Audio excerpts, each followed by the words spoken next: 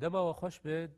برنامه دریه دن دجاره کردن ام بج سلیمانی و جاره به هفرنه میوان معیرو هلبسوان کرد فتح الله حسینیه فتح الله حسینی حتی نها 8 پرتوکین هلبستان چاپ کرنه 4 جوان به کردی 4 به عربینه یکم پرتوکاویا هلبستا بناوی کشورا شهیدان سالا نوتو دوان درکتیه یا دوان جی فریادا لهفدای دنوتو چاران ده آیتین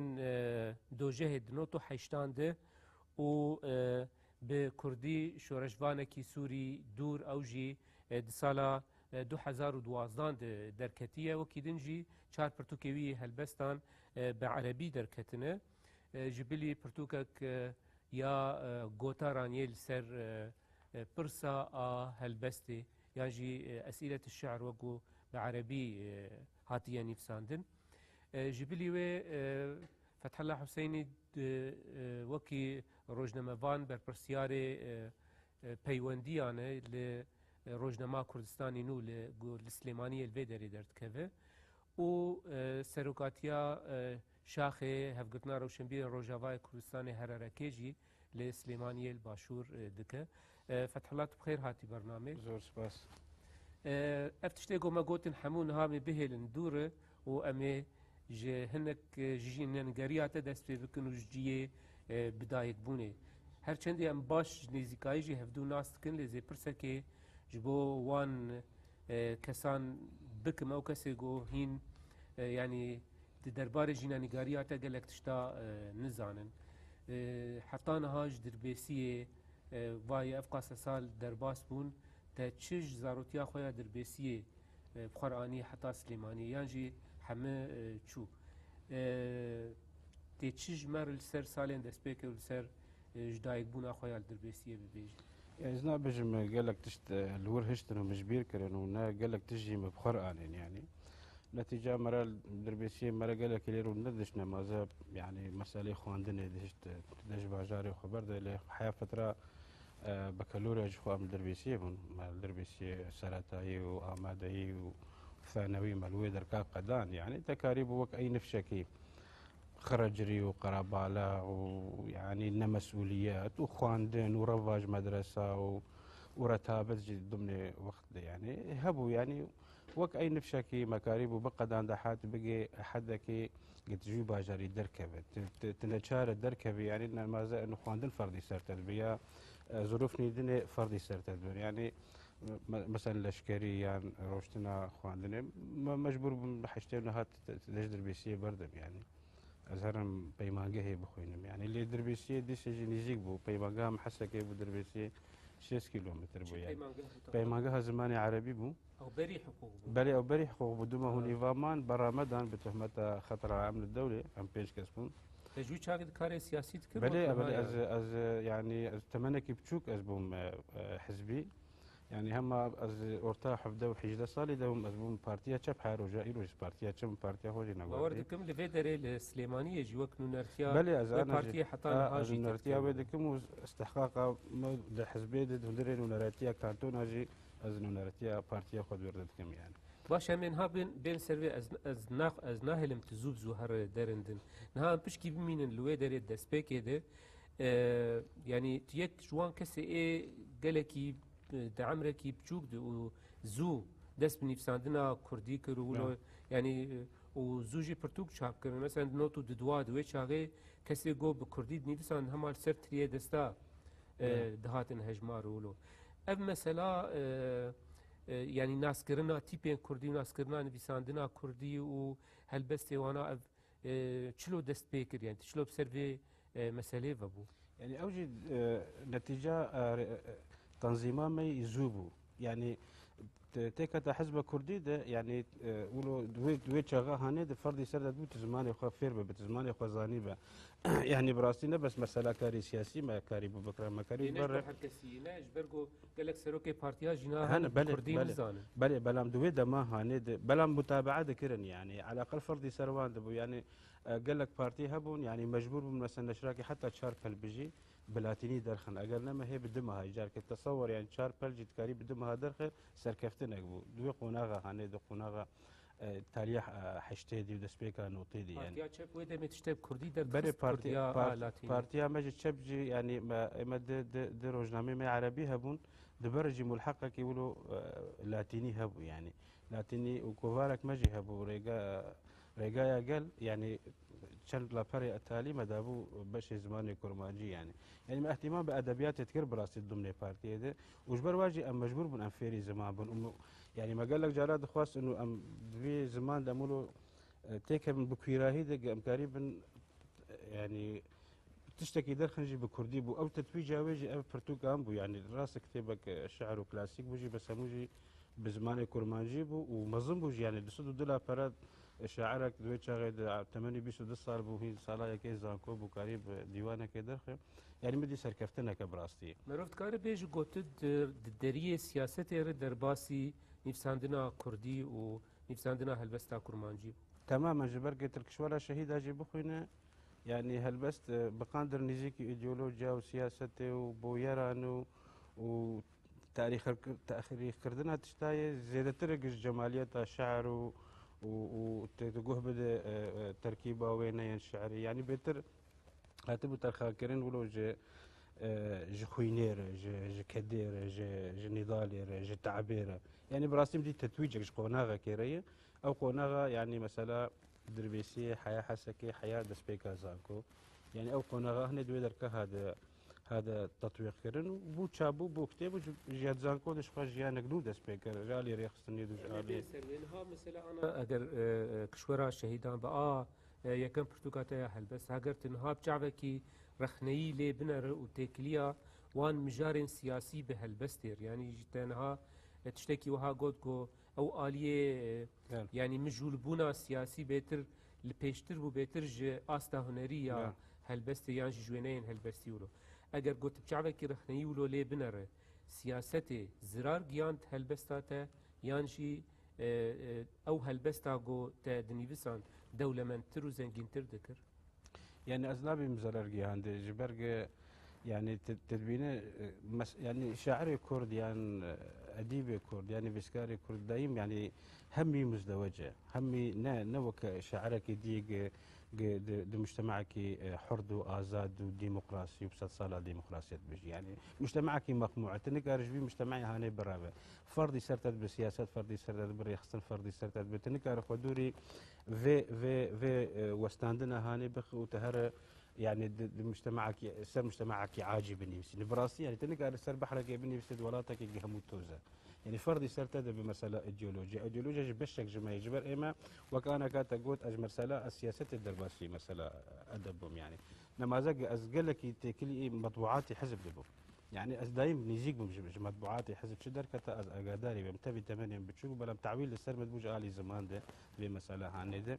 يعني مكاريبو حياة حدكي مخوب باريزن مكاريبو زمان خوش بالقول خوا ما باراز دوي شاغيد وقت قول يعني وقت كتابة مدركت بلكي ده كتابة كرمانجي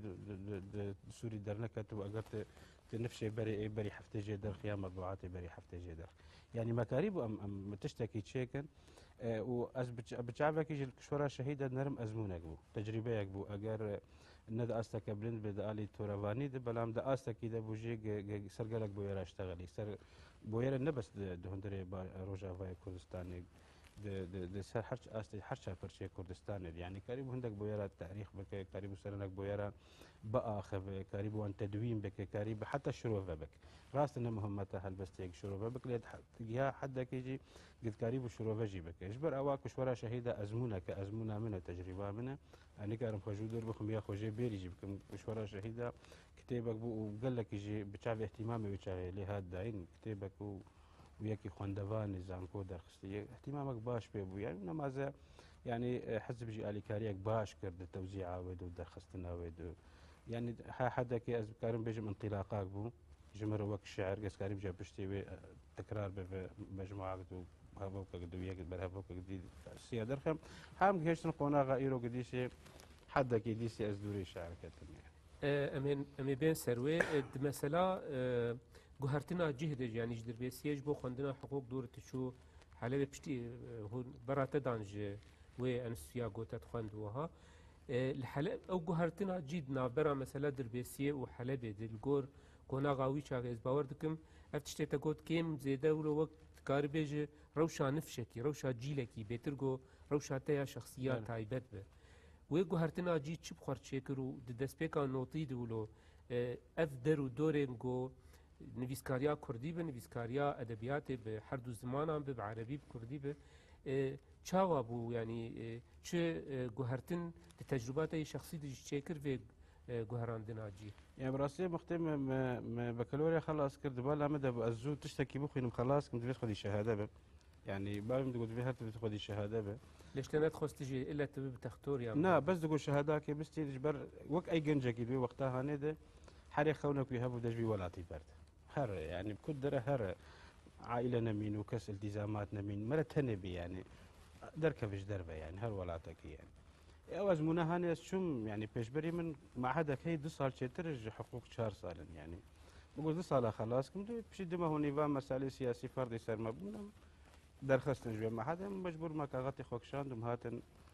زانكويا حلبي زانكويا هري نيزيك يعني استم مستعجل منه جيت رجالات هر الشامي هر حلبي نيزيك تر يعني بكي زو خلاص زو فقر مدرك يعني ولو بو خون ولو بون يعني تشو زانكو يعني زانكو براسي دو دنوتي ده يعني زانكو دنوتي دو تهر ولو هوقا يعني تشكي مظن يعني جامعك مظن جامعة حلبي هوقا خوندبان اجا وقت ام دشون دجي نهين يعني تشكي اي جامعة اي موحد هبو يعني اجا وي تشكي متخنقان يعني مثلا شاكيت و يعني شيمبو او بدلك شيمبو يزد في الخوكر يعني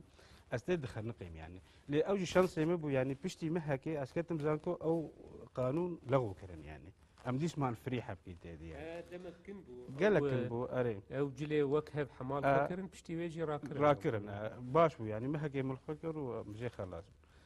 لديس يجي ازولو قلقك هبو يعني بيت النسبية جام وقت خدا أدب ناخو عندنا يعني زانكو يعني جبولو جي يعني از بجم يعني ما زانكو تواو نكر وشواز قال لك يشتيد مام يعني زيديش الصلاة الحلبي مام وخوان دكار لهما نافي مخوان دكار بو أزال زانكو بم بس يعني ولو بجهر الكلية ومتابعة بك ومنهاج بخوين وهر امتحاناته أبجم بتنبو يعني أثبت يا ما نش يا ما يعني بقولوا مزاجيات قال لك فرد يسان بود بوقتها لي بشتي يبدي سالاجي تا برتقال خويا فرياده لهفداي يا ددوا درخست يعني بلي أوجي بسروي أزمونة تشي تكاري ببيجي يعني أوجا أو شعرانات واندو صرانات هات نفساندن ورتادو حز نوتو ددا ونوتو شاراد أو الحلبي هات نفساندن إجا كشورا شهيدا شخوا الشعري وقت زانك همو كلاسيك بون أبجي شعري قش نوجن بون يعني نو بون وبتشابك باشتر جهات تشاب كرن او جديس جهه سر يعني الكليه بم يعني لاف زانكو بم او كتيبه من جهات شاب كرن او تتويجك ازمونك باش بو يعني يعني خاص بردوام بي يعني هو شاغي هون يعني اقدار مش يعني وسطك ادبي قال لك بنرخب بندري حلبت وشاغي شو همو تشتهبون مسألة كاري سياسي مسألة كاري أدبي ملتقيات روجنامة أجر دركتانا همو د حلب دوم بحكم إنه عفرين جينيزيكي وإذا خمك بيتر داي وبحكم شام جي دور بقولوا أو وسطي هاني تتشنبون يعني أو نافاني برتي تتشنبون يعني مثلا يكي روجنامة شامش درخ سيد بها حلب مواد بوخة يعني بها نبسكاري حلب جامعة حلب بديتا جبولو جي حلب جمر وك شخص تجربة بود آلي آلية كردية آلية عربي جي حتى تقارب بيجي سر أستا أدبيات سوري جي دوان سالات از باورتكم وقت بيجي يعني نفشك در كدقو نهال سوريا حمو ناب الناس كري يعني وك بنجهك دوان سالات دولو جبو أدبيات هم عربي يا سوري وهم جيجبو كردي يعني هات ايش او تشتي بقوتها بود حلبة دي يعني او جد هلا ازمونة بيتر بقوة بها يعني جالي تيكليات جالي دانوستاندني جالي بينيني جالي حاضر بونا وان جفات هذا جالي متابعة جالي خواندني يعني او ملتقياتي برشد ندوات سواء ايه بدزيبا ايه نهيني بايا اشكره بايا شخوا تجربة كوما خاني هبو مكاري بمشن بيسكاري باش ام بيجين هبو مكاري من ازمونة كدين يعني محاولات هبو نجي مركاري بنشراك درخه وما قال لك تشتين هي نيجي مثلا جفات وامسيات وحتى جوائزي تشيبون يعني دندري حلبة يعني افتشتانا قشتك هشتن تجربات براسيد حلبة بتوجه ومرجي قريب الحلبة بردوام بك يعني بمين راس تنخوان دكار يا خوان دكار بنافي خوان دكار تلوره بس مقاريب وازمونا خوي ادبي بيتر بيشخن يعني ازمونا ادبي جويتش على حسابي مسألة سياسية بتدري حلبة يعني يعني مولو مزاجيتك فردي سر مدبوق ام قريب کاری خوی سیاسی دوی دمی دیجی دوام کریان جی هنکی تأثیر بو بهتر عالیه هلبست و ادب و وجه هنکی زوراوی عالیه تی سیاسی يعني زوراي برج برقى از بخوا از حزبي بم از يعني تقونا قطاندنا مش حزبتنا بقول فتره مساله الاشكريه او قطبو فتره كيجولوا عندك برجبون حزب الشيبوج تقريبا صار لك مكاري خو تجميد كري يعني هم دري حزب جيبي بس بقري هم حزب اخر ليه كاري ادبي تاثير لكاري حزبي ذكر يعني كاري حزبي ما نخلص ولو قبل بيش مسالات حزبي بيتر ما خدا بيش مساله ادبيه دوي تشاغي هاني يعني لديش جي كاري حزبي بردوام بو كاري سياسي بردوام بو تكليه باشا بو كونغرس دبون يعني جاناش حلبة شم شامش بو كونغركي حزبي يعني يا زهات الجزيرة جبو مسالات حزبي بلام امي مسلامي ادبي دورتا قامش لو حلبة تند محصول بقيت اشتكى بالقامش لو بيا حلبة بقى مسألة ادبي بتيت حصر غير حاجة تتويج بو بتشن مجموعة دنيا قب عربي دركات كردي دركات وقتی درکت شبت هین لحلب بنوتو او حشتایان نوتو تدفج حشبو او برداو نوتو حشبو از چه سال بود تدفج حلب برداو يعني نوتو شش تاليا نوتو ششاش حلبة دركات بشتي تشكي من الحلبة نما يعني خواندن نما دفيت جاي دركب يعني من بري خدا عسكرية موزن خوش عسكرية جا خلاص از شو مفقريام يعني بشتي فقرام بتشتكي او ايات اندوجه هي مدرخست و چاوت الكدري بتو فقريا بود دربيسي از فقريا بوم دربيسية از رمشتي بوم دربيسية رمشتي بوم يعني كاري خو خلاص كري خواندج البيشيات نماي وتلبندي فرجك بود كاري بجا نبدا بقرت يا ولو وقتي او بري طاقتها الجمة هبو انه تفريب وتدركب بري 10 سالان يا 12 سالان جنبدة تنراب ديس الدور وي خوني بقري يعني مدي منفذك ولو قال لك زحمة يعني از چند جراولو مرسلة بيرودي ما قبل كي دركا قريبا استقرار بمرسلة تعامل عندك مجلاتين حوالي ما يبككي لبيرودي در خصن يعني قال لك جرا ما آلي كاريا وان ذكرت مثلا بلا فكرن هذا مرسلة نيفساندن هذا يعني حرب شاموي دركاجي مسردانا كوفارين وان ذكرن مكاريبو تشتكي باجي بكن يعني تجربة باش نفساندنا مي بردوام دندري روج داد البيرو دي يا دندري السور قولد يعني اوجد طاقة قول دي سي حس ذكر استقرارك لجمة التنة تب حاجات استقرارك يبو يعني الضمن بيرو دي امجارك بقريا والجبات الخامش تشيبو محصلة سليمانية هات بيش يعني تازا اوجي خمن برسال كرباف راوست كهاتا يا سيسيان يعني امبيجن دربيسيه بو حلبي بو يا سيسيان قلت انا كيلي دريش كر سليمانيه بو افش كهات يعني شما سليمانيه يعني سليمانية جارك يقولوا ام رحمتي فرهاد شلبي وان بن يعني او باعتبار رحمتي فرهاد جاري قال لك جراد هاد سليماني وبدقريا قامشتو قلت درفتك لوي درك هاي مسألة صحافي نه لوي درك جولو زخمك صحفي تشيبو يعني روجنامين قال لك دردكتن اللي او كادري تشيك جي تنبون يعني تبحث روجنامه كيجا زماني يعني حصرا از وقتي از دركتم حصرا دبالا مدبو از بين روجنامه اتحاد يكيت الاجتماعي كردستان كوب زماني عربي زماني عربي انه دردكات بيتشغي حفتانه بو السليمانيه دردكات يعني حتى هذا كبير ساكني بشتي مام جلال بو سروك عراقي جريده برن بغداد روجانه ايجاد الخستن بري تشار مها بريارة رسمي دايخستن حزبي داخست يعني انه نهانا ماي افشار مها روجنامه اتحاد نماي هاتي قرت يعني خد بالا مدبو ازدويده اجازات مدوجد نيفسان وهموم يعني ادبيات يكيتين اجتماعي كردستان متد نفسان سواء ام بزماني زانبه يا من زانبه يعني بعربي نفسان بوم ذكرنا كردي يعني بعربي نفسان عربي بلا بده دور ذكرنا كردي يعني تجربه مد هندري راجياندري يكيتين اجتماعي كردستان برد سبيكر شقروجا اول جي ام جيشتن فيدر كاروجا دا شانده ما حزبي جي جيشتا فيدر كا اما بارتي اتشب اجا وجه غير ما حردو كار بافر يعني تثبيت بوم فيدر كا وكنو نري بارتي برانغا كي فرمي وكاري خوشي دراجاندن يكتين اجتماعي كرد 2004 دبو ما حفتا 2004 دبو يعني مهم وظيفات حكومي جي علي راجاندن الدانمه وهم وظيفات حزبي جدا وهم وظيفات حزبي كردي سوري جدا يعني محرسه كار بفبر دكتورم كاريبو يعني مرسله راقي عندنا يكيتي ومرسله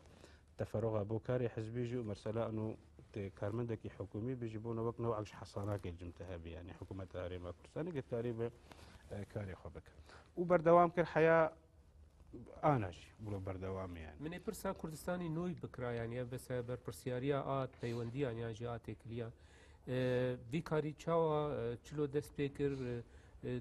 دواري روجنمه يعني تشتتي خواستن تشتك وچما اف روجنمه ها نه روجنمه كدن يعني خو روجنمه جي يعني بزمان كردي درد كevin روجنامه هری گرنگ روجانه هندره همو کردستان کردستان نویه روجنامه که روجانه و روجنامه که سال 1992 هاتی دا مزرانو جوی چاقه ده حای روجا ایرو نوستیه روجنامه که روجانه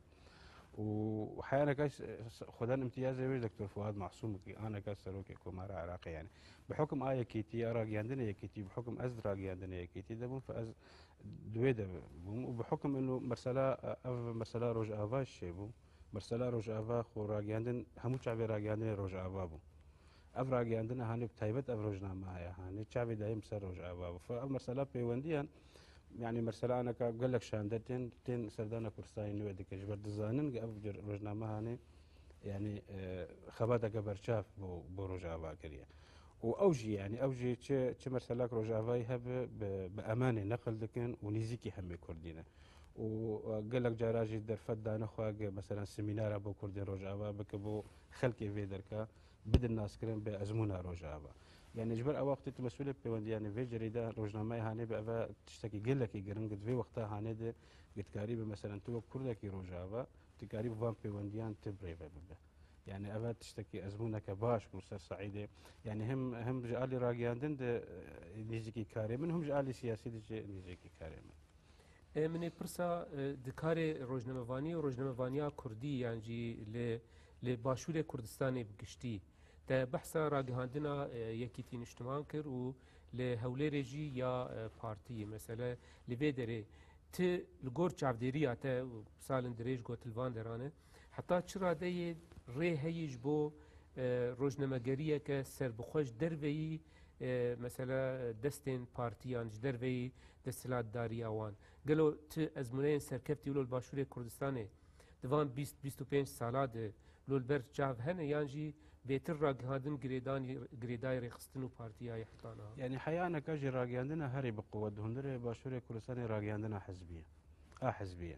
يعني تبين سر جريدة تبنر جريدة اي حزبية تبين سر كنال اسماني تبنر اي حزباني يعني هندك كنال خدنا بيش بنابي انه بروفيشنال وبيلاين نلاين كسكينه بس نبيلاين تروجناميك لفيدر كبيت تمويلك حزبي نكار شيء خبك السايتك نكار خبري بابا اگر تمويلك حزبي بوينه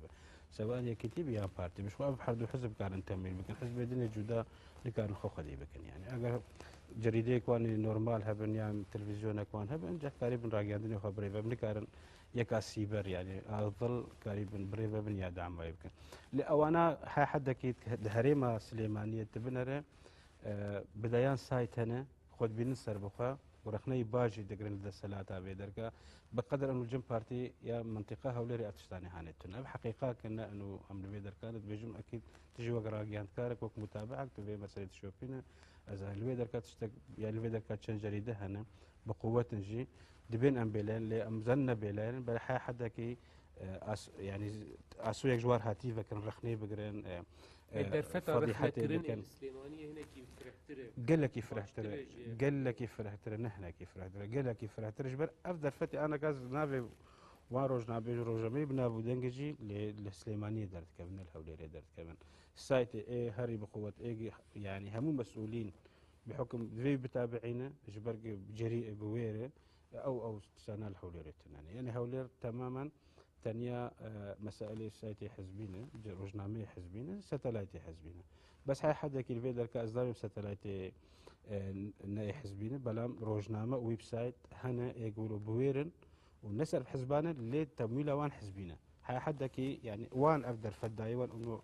خط الجمهور هن تجاوز بكن بروبلم تنا يعني اللي اللي حتى كي مرفكر الليبرال بكل تاكيد الليبرال دحى حدك يقول لك اجوا مسموح خلينا خطوط هذا ان مثلا مسائل امنيه قوميه ابا كسنا كان اللي مسائل شخصي فلان مسؤول واكر فينا مسؤول تشتكي زور نورمالك بحث بكن وريبورتاج يشتر بكن وملفات يشتر بكن يا حدك سليماني قريب وعبا رش ما بيجي يعني لحا انا حدك حول حكيت في والد قال لك قرتي ويدر فتي هاني ناد من برساوية كي كربا مثلا روجنما فان هلبست فان نویسکار کسین دراگ هادنه دخبتن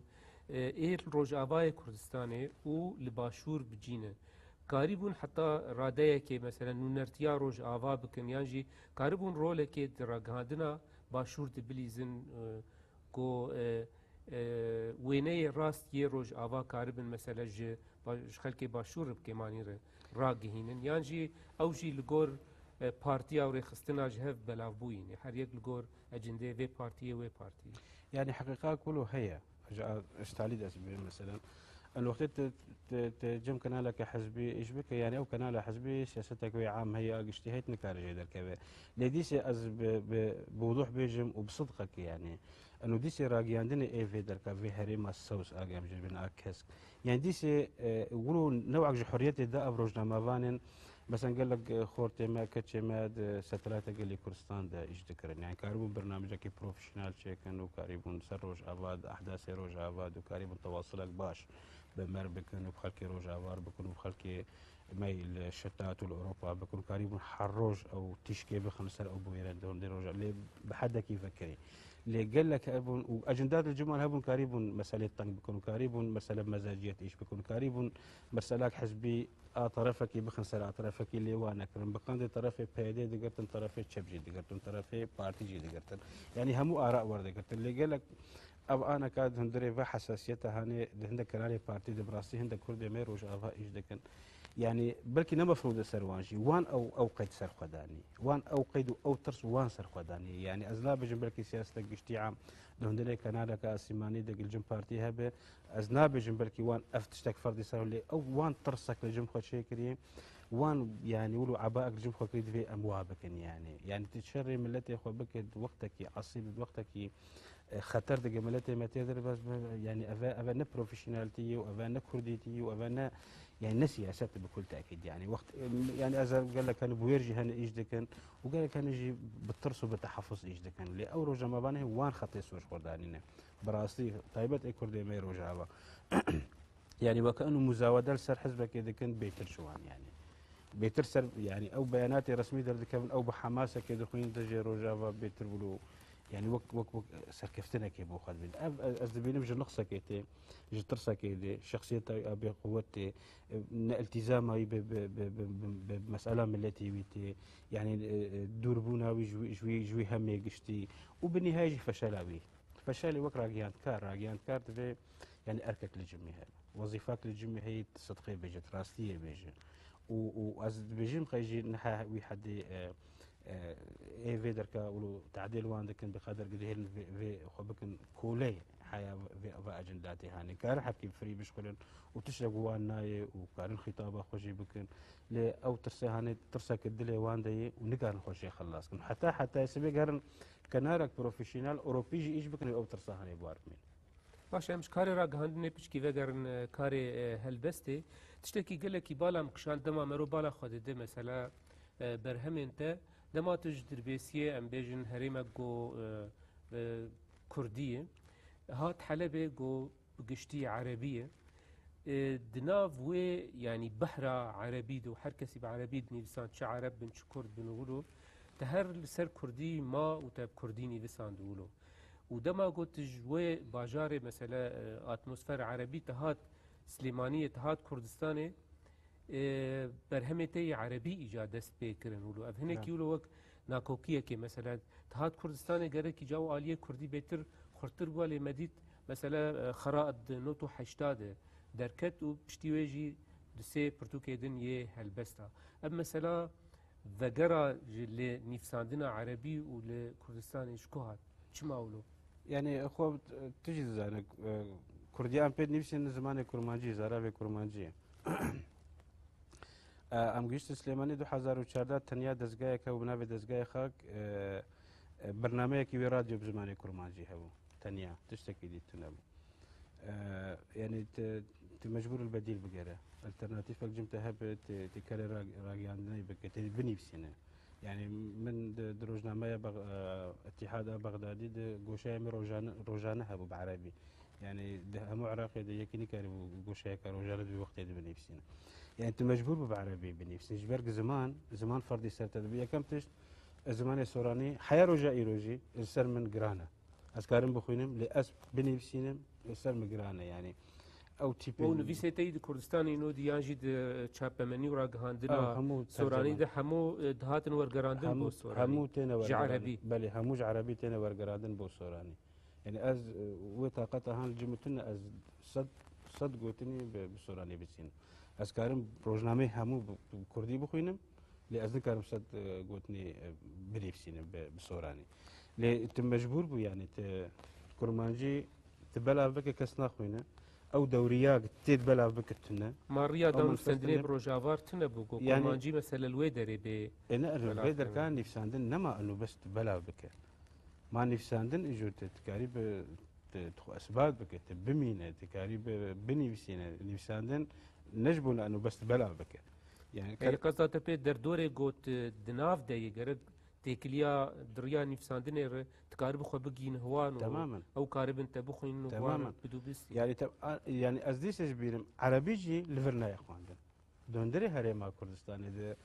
همو روزنامه قل بغداد دربشن همو روزنامه قل جيهان دربشن حرس بس عدى السليماني وهولي ده كده بس يك جينا يا اخوان ويك جينا يا فروشتن همو اگر تشتك بي خواندن زماني وان تي خواندن زمان سوراني تي خواندن يعني جمع زمان كردي وبراستي باهتمامك باجي تي خواندن وخواندواني باش لفر هن ومتابعي هري باجي لفيدر كهل ويعني خواندواني يعني شخوت متابعات ديك مثلا خواندن يعني متابعني باشا وخواندواني باشا لجمع عربي يعني حساسية زمان عربي زماني شخو كرمانجي يعني ليد نرنولو زمانك بيان نعودين السر يعني حرف لاتيني وشلوشي لانها انا قال لك جرى اجا انا كانت اللي فساندني وابنان حرفا خي او ما اجا او بكار تاني يعني بلا يقولوا بكار نتاني يعني انا هيدي بتقرون دخوازن جي وانا قال لك سايتي وان فك باش كتير ذكرني باش كرمانجي روزنامه وان هناك شي بونه هر هفته که جانا مثلا 4 لاپرا بكرمانجي دردخن اگر درنخن احتفاء بريفسكارا كي كرمانجي دكن يعني دخوازن في مساله هني بدن بيش بر اجا مساله روج اول جمان تشن دوان دي كلاند يعني تناسكر انه اب ملتي هاني اب ايماد في اجا ام اهتمامك باش بدن اگر نكان روزنامه كده خند في ام حروب بحثهم بكن بحثهم كده في الحفتيه فرزياك الشخصيات جواب قد يوك مرسله احتفاء كرسان بتا وتجربات تيجيروك يعني اب مرسله هاني الجمال انا كابوي امرك قب خورتي خوازن بكن ودا كتن مرسله بجديه لإما وقت ام دور كتن دو وقتها هاني 2004 براسي اقدر فتن نبو ما مولو يعني مثلا بعربي جي ناخوين نفسادنا بعربي كاتش كير مثلا بيتر تبري خدا كيب شاب كرنا فا برهما نخاصم برهم ويجيينه يعني ادبينه يعني يكجي خو دزگای سما درخست دزگای سما دزماكي كردي سوري لدبي بو او امبراطور خديعه جي دار نشر اراس بو دار نشر كانو تازه بو حروز بكتيبك درخست نقل لهولير بو او جي وان درخست يعني لمرسله اجي حاكي درجات خواندن وشلو بلا بو وشلو تشتكي دي يعني ليه درد كذا الفرقه كتابي عربي درد كذا بجابي خواندن نه خواندن انا مثلا حبكي اهتمامي جابوي قال لك جات خوازن مثلا جيانتن اصلا ماجستير وان الشرمك يتخوض بينو كما نزان عربي يعني تخوازو خو بعلم عربي اگر عربي زاني بيجا شرمك بيش ما فيري كرماجي جاب انا قال لك زمان بمر جارودني او تخوازن بكرماجي مر شغل ناب سوراني جبنا خو بعلمين نجبوج ما في عندك نجبو خو بعلمين يعني او روحي هاني الجمان شي بي براستي يعني او روحي تماما مرسله روج افاي يعني تشتك للجمان خلقا او برشي تعويل السرنت بو او برشي يقولوا ببشوك ليدر جبير بوي يا مر خدي ام باشوري بتشوك واجي خديتن باشوري مزن ايرو المدنرن اجا حمد بجن يعني تجربات انما زانو بيشلو بحسابي بكن شانازي يجي بيدكن طبعا وحرو سردني بيسينن وتهرك دركا بحث خاص روج افا الجمل بو درفتك طبعا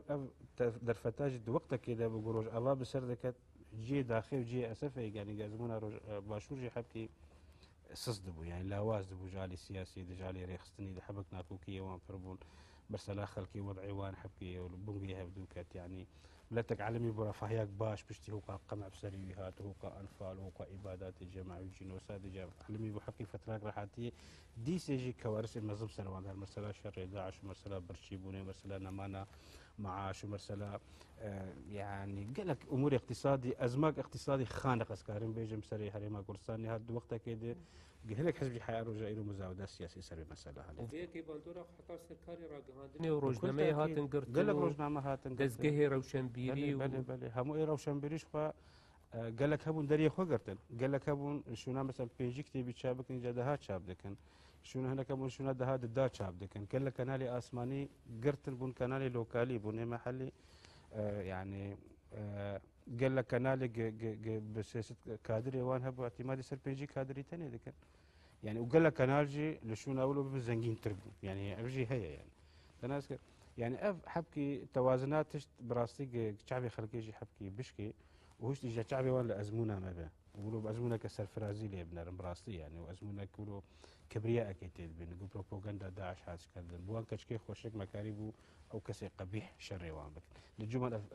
سرفرازيه كمزنبو جروج افا بسركب او بشي بتشوك يجي او سركيشيا بروجي سياسي بكيلو كرد بندري روجافاد او بروجي سياسي بريفاد او طرح دكون او بريفاد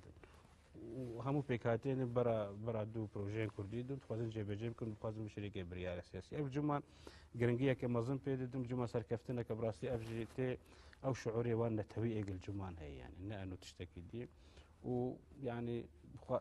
حدك صورتك كامل متكامل سر روجافاد اللي هنا كان اجي هنا مو متابعه لكن اجنداتي وان جدا هنا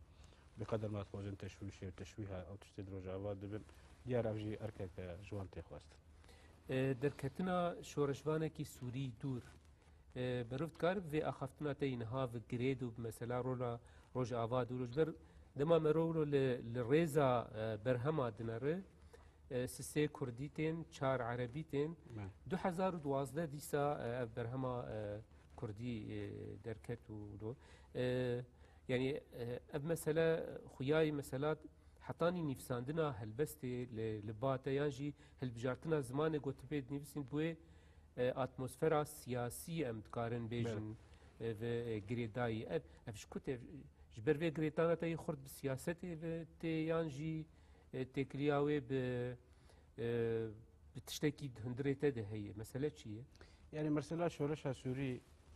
ومرسلا او افرازات شو 2012 قال لك افرازات شيبون يعني قال لك تجهات يعني يقولوا خويا كرن يعني مرسله سياسيه مرسله هي نق مرسله درفتك بوجي مره قريبه تفي شورش هانه مره دنگك خو درخين يعني برنگك مطبوع برنگك نيفيساندني يعني اف يعني اف مكاريبو يعني حدك ندرج مرحله درج بنفسنا يعني المرحله كردهات نيفيساندن دم حاسمه هذا هات نيفيساندن ويكسر شاب وحفلات توقيع يجيبوا هات كل شويه كيتياني بسكاري الدهوكي بسباسي ودرخس يعني وك احتفاء كيبو بفيش ورشا قلت ندري السوري الدبا شو او هين فرز ما فرز يقولوا تشينبون هين يعني مثلا انه عم بقير شو رشا روجافات شي يا او شركفتني مظن قيلوا روجافات بس اخوات خوي هين عموميات هذا بو شو رشا السوري شو رشا على اساس بو ازاديه وبو كرامتي تالي جا وجوه خيابون واقنعه كتنو واي دوست بو دجمن واي وطني بو لا وطني وجا اي عرب مديد دجمن وجا هم عند الشامي بردان بري قدان سريك عني وبري قدان كردا مدي انه واف شورش قد دجي متني يعني دجي كردا تني اي كرد اخو هاي البون وكرد هبون وكرد حسابي خوجي كربون يعني دوري اواجن داتك شن كردي قاماتي خن خانك دي شيء مجوعتن اللي كردا قريب برغريد برخذ بكن قريب هم بيكاتي ام باريزن قريب جغرافياك منظمه باريزن يورو بروجي واني سياسي مزن هنا لشكري مزن هنا دبلوماسي مزن هنا يعني مرسلا كردي بتشوك لوكالي بمسالات ناف دولت افا قل لك يقرن بو شركه جغرافيا وتشارشا وقبل بيجنو ولات يجاولوا حسدك جماعه شيبو حقدك جبت شيبو وجا دج ريجيمي بردن دج آل اسد بردن دج حزب بعث بردن هم بريخو بدن تو او او کسانش تحزناکن او ولات برنگکی مذهبی تفکرن و برنگکی آینی تفکرن و برنگکی نتوکرز تفکرن هم برای خواب انت جبوتا و شورشات بهرفين يعني اف تجربه ابو ازمونك بري امتيك هبن وان سركفتني المظن يعني براسي لازمونك ما خواس ام وكو كردكي وكو هالبزبانكي مردنگي خوا ترخيل بوقت عليه او 2012 درکتیه نهاجی یعنی وای 5-6 سال در باس بون و تا بحثا يعني اف پیشکتنین نقول روج آوا و مزنبونا مثلا برسا روج آوا كرلي دما مرو العالية برهمدارية بنر مروف تشتكي نابينه چما يعني بشتي ام كتن خباتك ميداني ذا قناعاتي مدي يعني استحقاقاتي ما حزبي اجماع مصدر كتن واجباتك هات السرما حزبيا وسياسيا جماع وهلبستي ما زنتر دركت يعني دفيت تبلع حقه يعني تايبات انه مثلا دراجي عندنا ازمونا روجا بعد روجا كم كانتونا جزيره شخو روجا دي مال الراجي عندنا كونغرا كي روجا ما باني دي همو كان على الدنيا عليه حاضر يعني ما دي تشتكي حردر اركي ما مازنتر دبو نما تبرد يعني وشخويا كم انه تيجي الفرها تذكرن روجا باي كردستان يعني تدي انه نما هلبست وتشتك تيري فاسر كفتن هذيك براسي يعني ما دي امنا ما كان بالحق بهالبست تبرر مساله هاني يعني ما دي انه اركا كيما جولو بيترتي خواستن امنا ما كان بهالبست كي تصوير واقعي بكن امنا ما كان بده مجموعات الشعريه يعني مولوديت يعني نظام ابنرينا من يعني بدي خباطه ميداني واراغيان كاريج اسكاري يعني او صوره تشويش دي بروج افاق اسكاري بمسار تلفزيون بصح حين اسكاري برجريه بكم حدا كي مكاريبو يعني ام في كاري وحارو جاي لوجي ام في مساله هاني دنا يعني ما ديج اركي خواق ام كاريب ذاك في خباته هاني مساله تكليا وعلاقاته اي كردستاني واي كردي ويعني تشويشك ما ظن براسي اجرت شو هموجي ام مسالات تشويش دبت في جغرافيا هاني دي اجل بجن باشوري كردستاني يعني تشويشك نديتي كنالك اوروبي سروجا باكري نديتي يا لبناني كريم ندي يعني بقدر ما في كنال ما اي كردستان يعني تركيا وباشور دولة خليج يعني اركي ما مضاعف تردك بحكم انه ام باشور دن اوراق يادني هري مازن يرد باشور لنا يعني اركاني هاني مدي انه منما كارن بفي ودي سجي هلبستي نهات ما قلت كرن يعني اگر روجك يقولوا استراحه خدناك تشيبو ذكاري يعني صورتك يخشك اثر هلبستي شو قريداي ويجي قاسم في برسيبك مثلا هم تدناف كاري سياسي في اواي اكتيف دايو هم جي دناف كاري هلبستي دي يعني دناف كاري مثلا نفيسكاريا كردي دي نفيسكاريا ويجيا كردي دي اگر بأواي كيولو قشتي بيجي مثلا تجحردو آليان جنيزيكاي دناف دي جالي سياسي ده ام بيجن جالي چکداري ده جالي روشاوي ديار هركس دزانولو مروف حتى چرا ده مثلا جهلا د جبهه يعني جد انيا چاندو ويجيه ده نويسكاريه ده روج آواجي لگور وان پیشکتنين سياسي و عسكري چکداري ولو قاريبو گاوان باويجه يعني جي اف انيا هاني هنكي وقت باش گهماي ماي و هنكي لاواز ماي في مسألة شوا دبينه يعني جي نرخاندنا تجير شواي نازل بلكي يعني نفيسكاري باش تخسيري ناكن دكين ونفيسينن لديش از بجم احداث قلكي متسارع عندهم درين وجه بعد يعني مرنا ما بيفدك يعني برومانك وداوس يا خرو ما جيت نكار دمحك بس رجعت خلاص يعني التصوير واقعك بك بيشش مشتر لازم وحاد شاب وحاول يعني ابديش يجي از بجم هنا ولاتي ما خيرتي هي ونفيسكاري باشن وبرجريه دكن وبضمير نفيسن وبخت نفيسن باخلاق نفيسن بكرديتي نفيسن باركاكي مسؤوليات نفيسن الضفاق ديجي هي يعني او شيء مجموعه تنا يعني دهر ولاتك هي ودحرق وناغ اكيد هي ودحر جغرافيا اكيد هي يعني او نخشاها نتهوا ونابي يعني الذي يجي حياه حدكي او رسماني هاني تين رسمان برنجير روماني برنجي تشيروكي برنجي هلبستي لدي سيجي اف تشتي انا كحبكي طغاء سر واقعك ديك مساله تواصل اجتماعيه فيسبوك يعني تدبيجي روج افاج مساله سر استا سياسي وك تفكري سياسي كردي بري يان اي برجدني كردستان تم آلية سياسي تم لبيش اي چقداري لو تم لبيش و آلية روشنبیری هنکی الپاش یان جی روجاوا هنکی جدای دوی مسئله ده يعني رجعوا تبقت حربي ديود حصار ديو سر أكثر من جبهة شر ذاك اللي دي سجي يعني أزبركي سر أستكي روشنبيري حدكي باجي إيش دك راس أمنا حبكي فوضى التأسيسية اللي أزبركي زدي يكتيا روشنبيري كي ويكتيا نفسكارا لي هي وسيشار نابو تشارشو لي هنو خو دستيا روشنبيري لي هي حدكي باش إيش دك ليه ديسي أولويات تشني دنيرانا نماذجي أجر شوت آخر يك روجاوات تجي أو نخشيات تبيجي أو كسم بروفيشنال جي قلنا روج آفا ما بن أوجي حدك تعديل وان نبونا وان كادران هذاك لديش قناعات مد برنامج كتير رسمان جي قانا يعني شاب خانيك قل لك باش سلاسك ناف دولتي قل لك بريكو بيك أنا كادر روجاوات دي أبيج بنا كاري بس بخدمته أو بروجين روشنبيري وتورافاني دندري روجاوات ليه روجاوات قبل حقي نجبر يعني سر مسألة الشر وسياسي قال لك أحداث متسارعا فأو سنتين أهمال كرن ليه أو أهمالها نجي نأهمالها كمقصود بقدر ما يعني أولويات في وقتها هذه نجري لديش أجر دقيقة مرحلة بحاجة بن يعني دي ساعات هذا ومسألة روشنبيري تجي بجدك اما جي فيه في برنامج بداوي بكن قال لك سباس فتح الله حسيني جبو هاتنا تا برنامج بو خصناته زور سباس بتس وسباس جبو جي تماشوان هجا حتى برنامج كدن هم من خير وخشيه ده بخاطره